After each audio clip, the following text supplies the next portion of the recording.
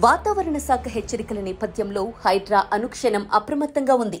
భారీ వర్షాలు, వరదలను ఎదుర్కోవడానికి హైడ్రా బృందాలు 24/7 సేవలు అందిస్తున్నాయి. ఈ విధుల్లో మొత్తం 3,565 మంది సిబ్బంది నిమగ్నమై ఉన్నారు. నగరంలో ముంపునకు గురయ్యే 436 ప్రాంతాలను హైడ్రా గుర్తించింది. వాటిలో 150 ప్రాంతాలను అత్యంత సమస్యాత్మకమైనవిగా గుర్తించి అక్కడ భారీ మోటార్లు, ఇతర ఏర్పాట్లు చేసింది. మరో 142 ప్రాంతాల్లోనూ ఇదే తరహా ఏర్పాట్లు చేశారు.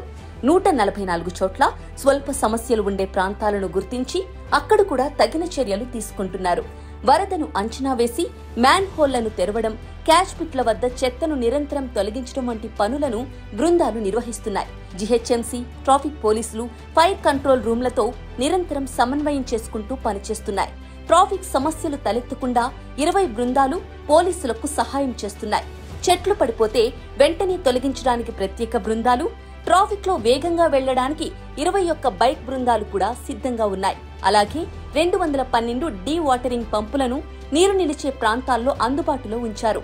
ప్రజలకు ఎప్పటికప్పుడు సమాచారం చేరవేయడానికి వైర్లెస్ సెట్లను కూడా సిబ్బందికి అందించారు. హైడ్రా కమిషనర్ రంగనాథ్ పరిస్థితిని నిరంతరం సమీక్షిస్తున్నారు.